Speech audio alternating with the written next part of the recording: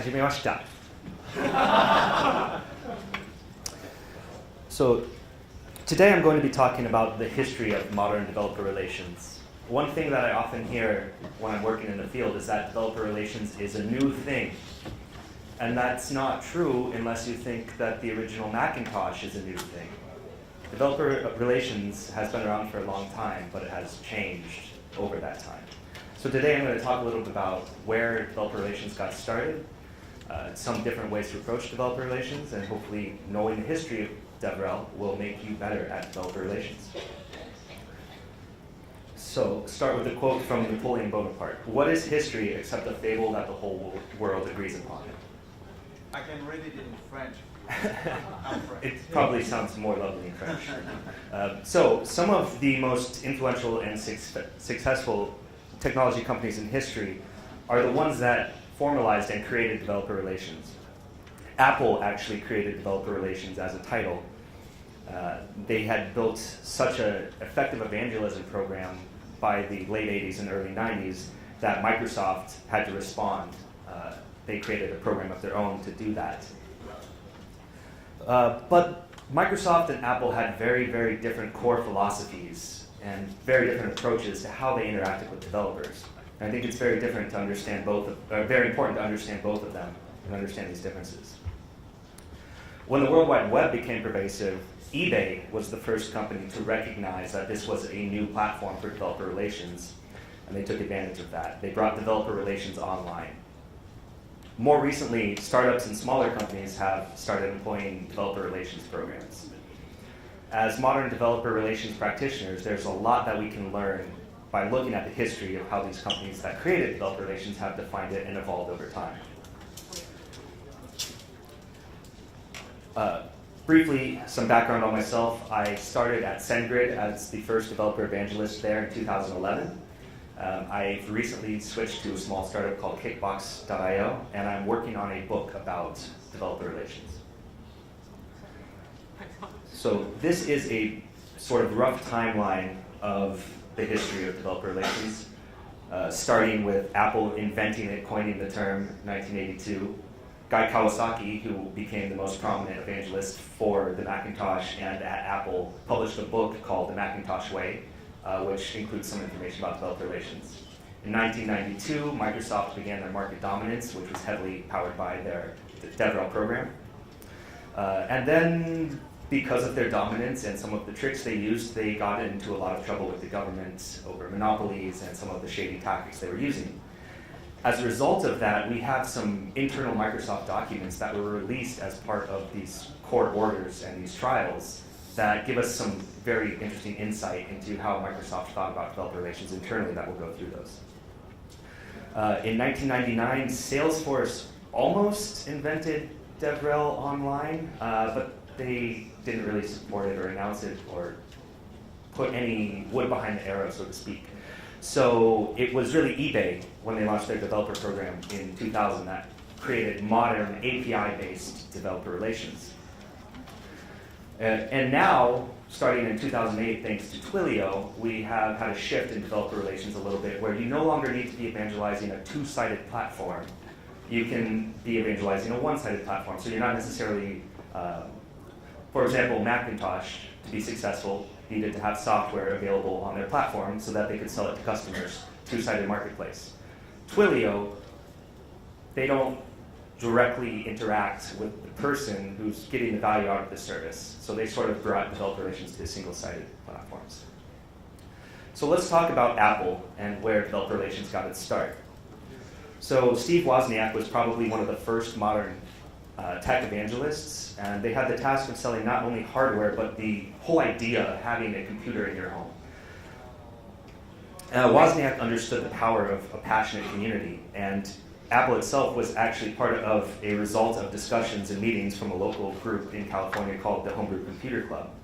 And when Steve Wozniak debuted the Apple I that he had built, the first place he demonstrated at was at this Homebrew Computer Club. Passion and curiosity were his main motivation for starting the company. And before Steve Jobs and Steve Wozniak actually started Apple, they had approached both Atari, which is the company that Steve Wozniak worked for, and Hewlett-Packard looking for funding. And they actually offered to give away the Apple I in just exchange for the ability to take a salary and continue working on the product. And both Hewlett-Packard and Atari said no. So while Wozniak was sort of the was the developer evangelist with his nice demos and his cool technology, Steve Jobs was the visionary. He wasn't technical, but he was a passionate futurist. He sort of saw how this technology could be used and make an impact on the world. So he was able to inspire similar passion about this technology and the people around him. He believed that design and technology can improve the world, and he said, "I want to put a ding in the universe." This was a sentence he often used. He scolded the non-believers who didn't think his technology was going to work. This culture and spirit were evident in the beginning at Apple. They all believed that they were building technology that was changing the world, and that they were on a mission that was greater than the product itself.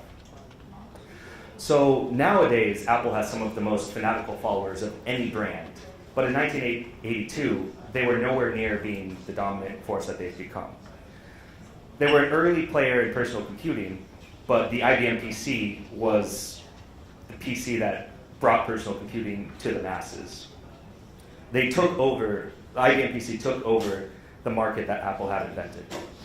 So Apple knew that the success of their platform depended on winning the hearts and minds of developers. No one would buy a computer that didn't have good software, that couldn't solve good problems for the people who wanted to use that computer. But developers also had no incentive to create software for a platform that had no installed base. There's no reason to write software and sell it to Macintosh users if very few people actually have a Macintosh. So they created the first Evangelism team in 1982 to promote the Macintosh, or prepare to promote the Macintosh. They hired a guy named Mike Boich in 1982, and he became the world's first official software evangelist, and that was his title. His roommate was a guy named Guy Kawasaki, and Guy Kawasaki made Evangelism and Apple sort of famous. He set the foundation for the evangelist program and later became the chief evangelist for Apple. He's a successful author, startup founder, investor, and he still is working as a software evangelist now. In 1990, he wrote a book called The Macintosh Way, and it's free. You can find it online. I recommend reading it. It will give you some insight into how they approached evangelism early on. So Apple was not a startup in 1982, but the Macintosh was new, and this team had a very, very startup mentality. They had a small, scrappy team, an ambitious goal, and lots of trust and autonomy. They were afforded extra room to do things by Steve Jobs that other departments were not necessarily able to do. So the Macintosh launch itself in 1984 was not successful, not the first Macintosh launch. There was very little software available, and this actually caused Steve Jobs to leave the company in 1985, in large part. But the mix of autonomy and resources that they had created for the developer relations team proved to be fertile ground and actually a great idea for a progressive idea for getting more people to use your software and your hardware. So this became key to the success of the Macintosh and Apple from that point on, from 1985 on. So how did the Macintosh team approach developer relations? What was their philosophy? In Guy Kawasaki's words, the essence of evangelism is to passionately show people how you can make history together. Evangelism has little to do with cash flow, the bottom line, or co-marketing. It is the purest and most passionate form of sales because you are selling a dream, not a tangible object. This approach favors a long-term view. If you're not getting immediate return on your investment for the efforts that you're doing, you have to have a long-term view. So the focus rather is on the cumulative effect of this persistent effort over time. Kawasaki says, when you evangelize people, let 1,000 flowers bloom. Don't close down opportunities for unknown people or small companies by concentrating on the obvious and established ones. That is a lesson that we learned very early on at SendGrid. Some of our very early customers were nobody. Pinterest was a SendGrid customer. When they came to us, they were not even called Pinterest yet. As they began to scale, we saw a massive benefit from them being a Sentry customer and using us from the very beginning. If we had only focused on what we thought would be these opportunities that would have high ROI, we would not have gotten Pinterest to grow along with us.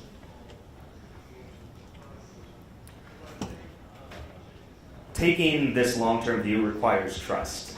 In an environment where success might be month to month or even longer, developer relations has to be empowered to make investments that might take years.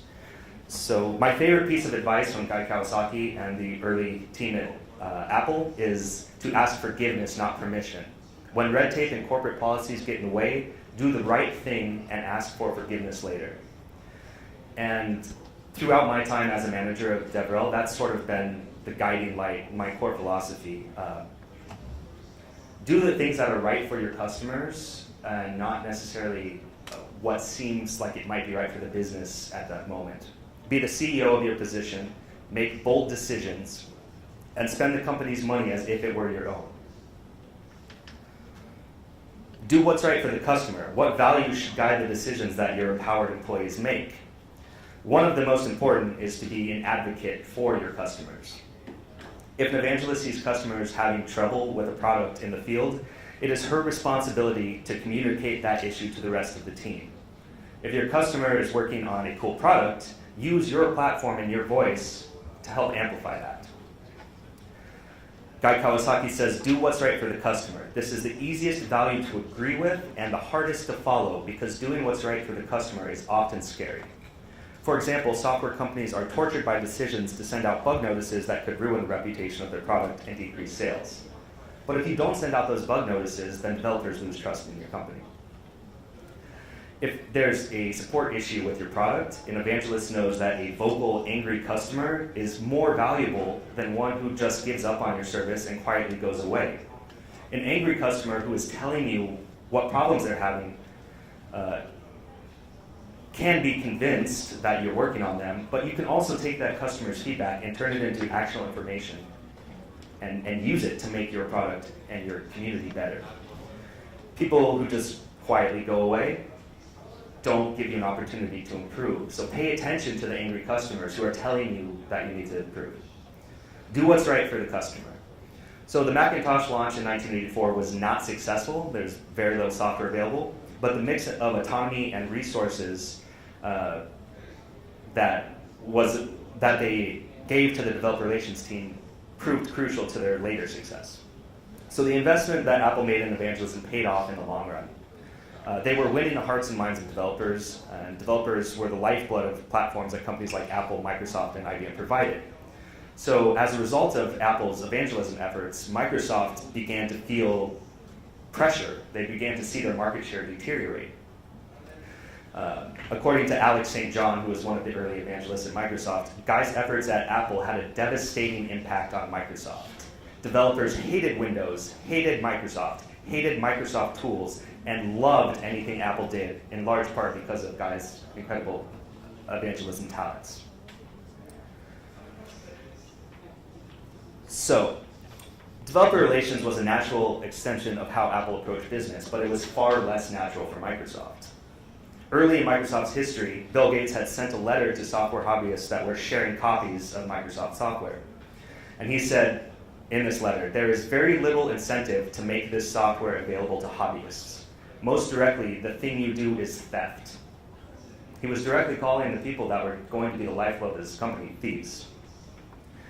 That didn't make the developer community feel endeared to Microsoft. The well-recited history of MS-DOS also involves Gates basically taking another person's work and reselling it as Microsoft's to IBM. So Microsoft had been skeptical of the hobbyist community and these community efforts from the very beginning. They instead saw developers as either a way to gain leverage or as future competitors. They had a successful business model charging a per copy fee of BASIC instead of a flat licensing fee, and sometimes people point to that as them actually taking a view that was better for the developers rather than for Microsoft. But this came purely from an analytical business sense. They saw they could make more money if they took this approach. It had nothing to do with wanting to actually empower developers or lower the barrier barrier to entry for creating software. So the early years at Microsoft, the developer relations group had actually been around since 1984, created in response to Apple. But as Apple's evangelism efforts gained steam and became more successful, Microsoft decided that they needed to pour more gasoline on this program. So Alex St. John joined the Microsoft Developer Relations Group in 1992 at the very beginning of Microsoft's market domination. He said Microsoft's version of developer relations was somewhat different from Apple's. Microsoft's version was extremely aggressive, ruthless, and essentially had a blank checkbook to wield against its adversaries. In contrast to Apple, Microsoft's program was not run as a startup and did not have limited resources. The Microsoft approach was to win the short game and invest their quick winnings in maintaining control of that market. Heading up the program at this time was a man named James Plamondon. And according to St. John, James was one of the first evangelists and considered Guy Kawasaki to be his personal nemesis. In 2007, there was a antitrust case against Microsoft, and a series of documents written by James Plamondon were released that are known as the Plamondon files.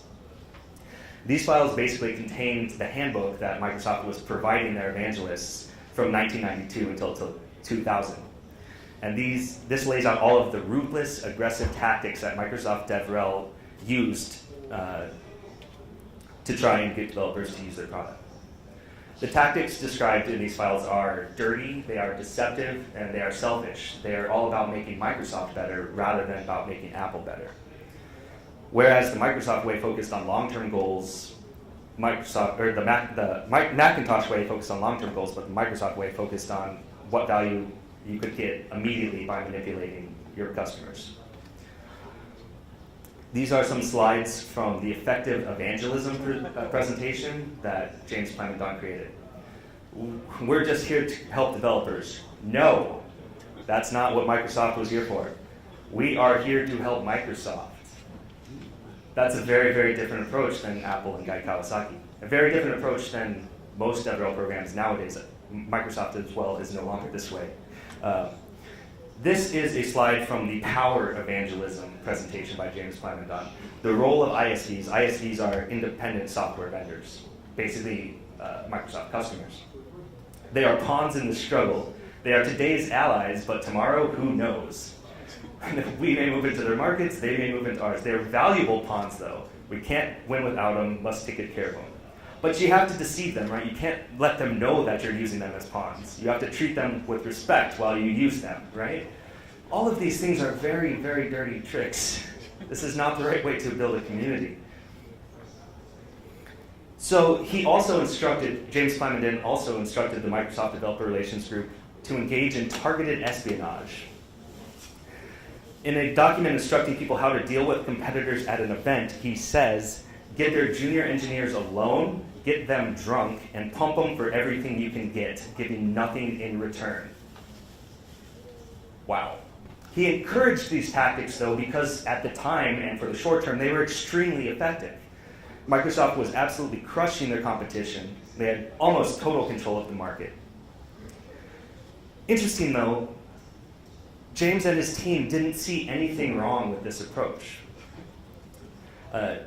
This is a quote. James was an extremely nice, likable guy, and technology strategy for him was just a giant competitive game of chess with Apple that he didn't consider diabolical in the least. It was just competition. So the Microsoft approach to developer relations in the 1990s did not come from a place of empathy or wanting to empower developers. It came from a calculated capitalistic desire to crush the competition. It was a direct, vengeful response to the success of Apple's evangelism efforts. And of course, this was not without consequences, beginning with the United States versus Microsoft antitrust suit in 1998. I do have to say, though, that there were some things that Microsoft did that were not all bad. While the majority of the vice that James Plamondon codified in the documents that he created is self-destructive and sacrifices long-term goodwill for short-term gain, there are a few bits of good advice sprinkled in there. One of them is never say anything bad about anyone or anything. Try not to stink. That's good advice. Be especially nice to our competitors. And the Microsoft Developer Relations Group early on did some incredible things at scaling their outreach efforts. They invested in resources and discounts for developers and small businesses. They did this partly via the Microsoft Developer Network program. And one of my very first jobs involved organizing dozens of binders full of hundreds of MSDN CDs to make sure that the latest versions of all the software were easy to get to.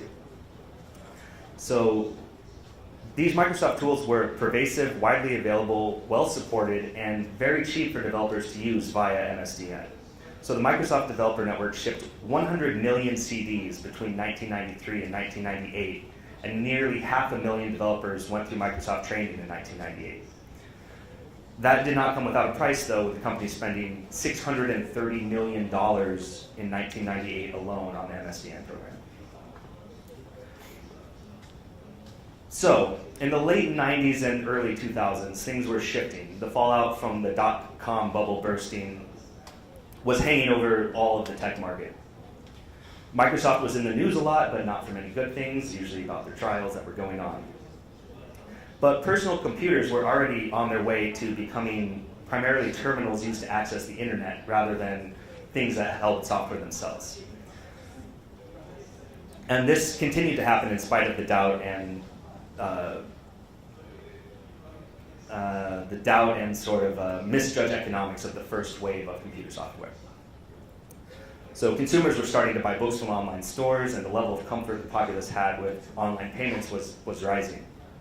So with the expanding capabilities and audience of the World Wide Web, new kinds of platforms were now possible. The dot-com bubble destroyed many, many companies, but had basically got people used to the idea of using the internet. eBay more than weathered this storm. They had disrupted the market with a new platform, and already in 1999, eBay was an internet legend, an online retailer valued at more than Sears, Kmart, and JCPenney combined. So even though the crash had happened, eBay had weathered the storm. They had spent several years growing a successful online two-sided marketplace. They faced competition from Yahoo and Amazon, but they still had a significant lead. Those platforms did not survive in terms of providing auctions. And so they moved to capitalize on this position that they had, and they recognized a new potential growth and revenue channel. And so they launched a closed beta of their developer program. So it was not a stroke of luck that eBay landed on this idea of building developer tools and empowering developers. The founder and CEO of eBay, Pierre Omidyar, had spent the early part of his career working as a developer. And in 1994, he went to work for a company founded by former Apple employees that he called General Magic. And he joined the developer relations team at General Magic in 1994. So his experiences there showed him the value of the World Wide Web and as developers as a way to grow a platform. In a book about eBay, Adam Cohen wrote, his job was to help third-party developers write software that worked with General Magic's Magic Cap platform. It was while Omidyar was working at General Magic, working with both the internet and people, that he created Auction Web. Auction Web eventually became eBay. eBay was upfront and honest about their strategy from the very beginning. In the launch announcement press release, they said, by openly providing the tools that developers need to create applications based on eBay technology, we believe eBay will eventually be tightly woven into many existing sites, as well as future e-commerce ventures. They also knew exactly what kind of opportunity this was for them. An executive told the Wall Street Journal, I think of it as the enabling platform for e-commerce. That was a pretty radical idea in 1999. They were intentional about how they positioned the product as well.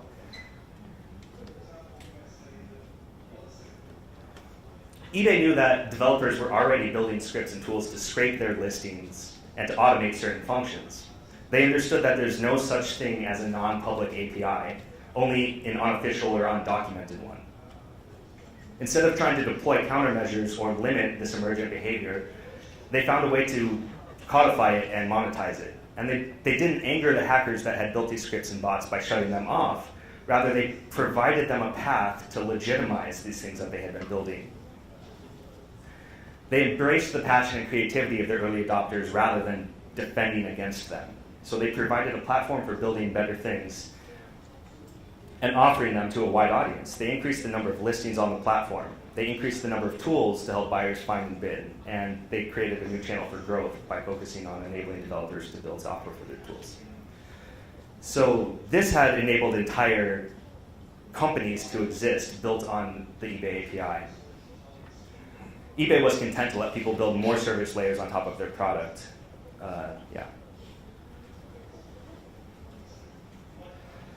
So they became essentially the first API platform on November 20th in 2000 when they launched the eBay API, which the Wall Street Journal said was a decidedly uncatchy name.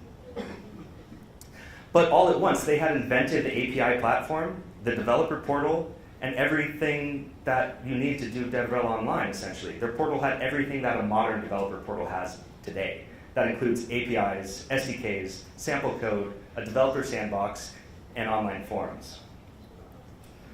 This is a page from that launch in November 2000. I do have to say it was almost Salesforce who invented this. They launched their XML API in February 2000, but it was not well supported. Mark Benioff says, early on we struggled with a way to explain the API. We knew it was important, but SaaS wasn't, software as a service, wasn't truly an accepted concept yet, and our API was initially confusing. Further, we made the mistake of limiting availability by charging a significant fee and restricting its use to companies with proven revenue. Rather than open things up and let any developer who wanted to build come to their platform, they were trying to limit it. It took some time for Salesforce to realize that they needed to support and enable their developers rather than gatekeep. And once they nurtured a community, things began to work. But eBay gets the credit for being the real innovator here. Now, in 2009, Twilio sort of changed the approach to developer relations once more. All of the businesses that we've discussed up to this point have been two-sided platforms. Microsoft and Apple provided not a way for not only a way for software developers to create businesses and tools, but a platform and user base that would benefit from and purchase those tools. So in 2008, Twilio applied this DevRel strategy from those two-sided platforms, but to their single-sided platform model. They provide a service to developers, and they benefit when those products built on Twilio grow. But Twilio does not directly transact with people using these apps that the developers built. So as far as I know, Twilio was the first single-sided platform company to really invest heavily in developer relations. Many companies have since applied this model, including at SendGrid, when I joined SendGrid in 2011. So that is the history of developer relations. I have a lot of thoughts on what I think the future of developer relations looks like, but that's for a different talk. So thank you very much for your time and attention. This is my contact information. I'm also on Twitter at bwest. And the future of developer relations is up to us, so let's work together to make it great. Thank you. Thank you, Brandon. Anyone have a question? Please raise your hand if you have a question. Or 日本語でも。Could you share the slides somewhere? Yes, absolutely.お待ちください。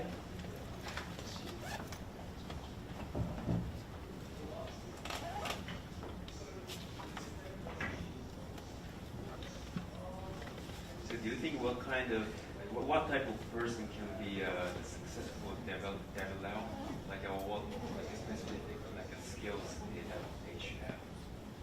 So I think many developers probably have what it takes to be successful at doing developer relations. I think the most important things are one, you have to be comfortable interacting with people, which I think is actually most developers. I think there's this stereotype that developers are quiet and don't like to be in front of crowds and things. I don't think that's necessarily true. You need to be comfortable in public, comfortable on stage. You also need to be comfortable with things that take a very long time to generate results, right? Which might be more of a problem for management rather than for people who actually want to do DevRel. But a lot of these conversations that you'll have with people, the people you will meet, they may not start using your product until 2 years after you meet them. So, but you still have to recognize that there's value in meeting them, even if it takes 2 years for that seed to grow.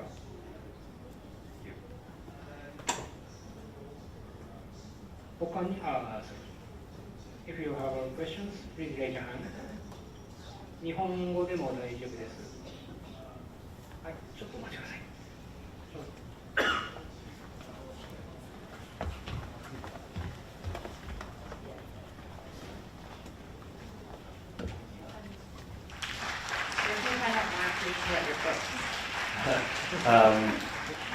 I should have put the link here, but yeah, I'm writing a book called Developer Relations. It's about halfway done. You can pre-order it now. I'll post a link on my Twitter. My Twitter handle again is bwest, and this is a chapter in the book as well.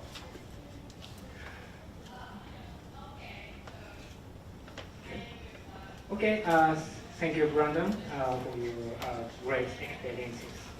ありがとうございます。